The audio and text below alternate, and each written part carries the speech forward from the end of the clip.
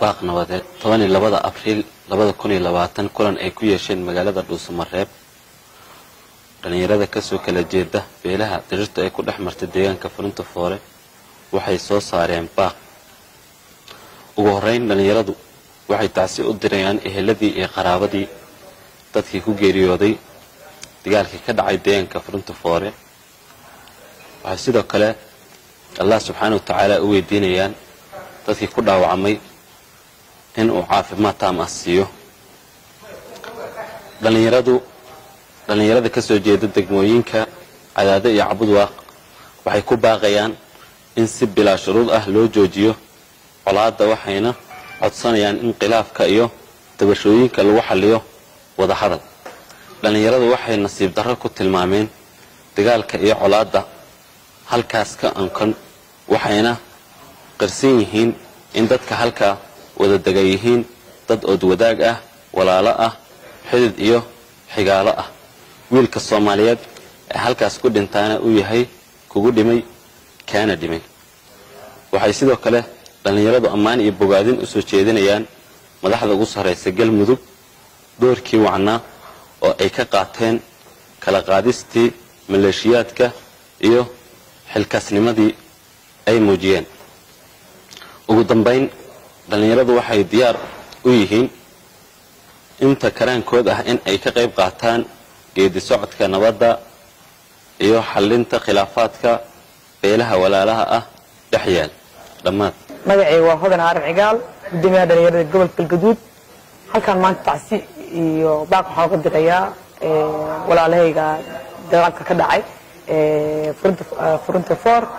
halkan waxaan tacsiyeen uga dirayaa dadkii ehliyadannada ahaa oo labadeena garab ahaa ee halkaa ku baaba'ay khasaarada iyo meydka iyo dhaawaca badan ay ka soo gaartay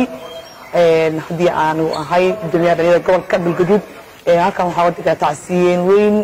waxaa leeyahay waan ka xunaay wixii dhacay intii dhimatana allaha u naxariisto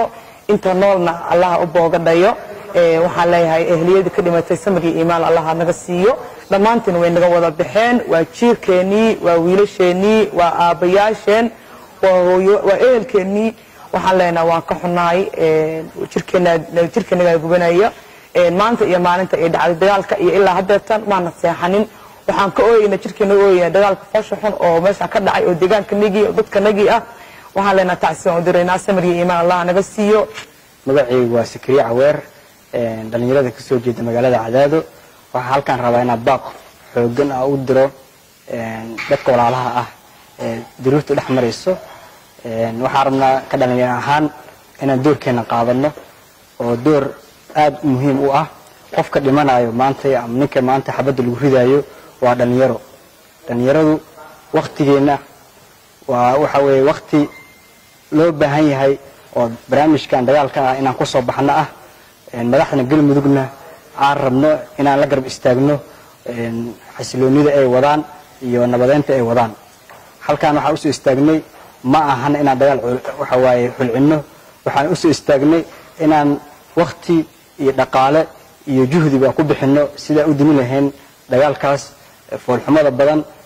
dadka walaalahayn ah isku diraya sheedaanka aan dhex galno aan dhex istaagno marka codkeena ayaan ku biirinaynaa waa mahadsantihiin magacaygu waa Deeq Cabdi Xalane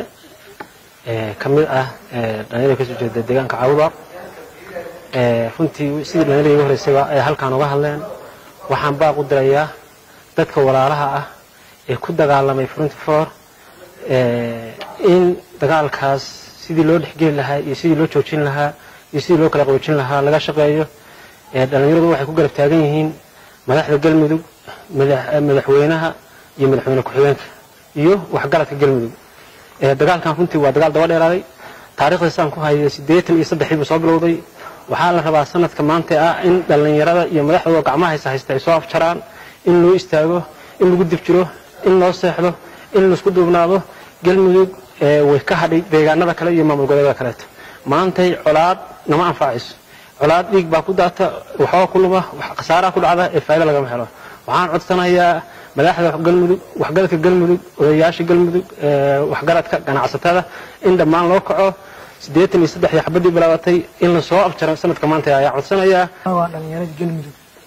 ilaahigii yani maxaa leeyahay nabadan iyo caafimaadkan ugu waabariistay horta mahad leh waxaan aad uga xumahay colaadda reer galmudug muddo 20 sano ka badan haysato oo keenaysa qabaa'ilaad iyo wax noocaasa beelo walaalaha oo wada dhashay inay maalin walba wada diriraan hadda aniga deegaanaan waxaan ka soo jeedaa front formation daraad dagaalka ka socday waxaan baaq nabadeed u dirayaa oo baaq nabadeed oo afkiga gacan iyo maxaa wax walba ah dadaal badan ku bixiyo in nabad dadkan deegaanka wada dhashay oo dadka ehelka oo labada beelood wiil iyo abtigii wiil maxaa adeerkii inaysan dib dambe isku dagaalin inaysan yani colaad dambe aysan deegaankan uusan ka dhalan dowladda federaalkan waxaan ku baaqayaa inay dadkan beelahan ilan ayada matasho ayada deegaankii yani maxaa dowlad u tahay shacabkoodii bay ka mid tahay in wax badan yani dadkan maxaa dagaalkan iyo colaadan inta badan ku soo jiray inay wax badan ka qabato dowladda federaalka iyo qaasatan madaxda reer galmudug madaxweynaha iyo madaxweyne ku-xigeenka inta waxaan rajeynayaa inay baaq nabadeed way direen in yani ay ka dhabeyn doonaan aysan warqad kaliya aysan noqon ficil kaliya qawda maqashii waxba u qaban inaysan noqon ay noqoto dadaal badan dadkan lagu huriyo oo dadaal badan lagu bixiyo oo maxaa la dhahay wax nacfi xitaa wixii doontaa ku baxdo waqti iyo juhdi intaba inay ku baxdaa rajeynayna insha Allah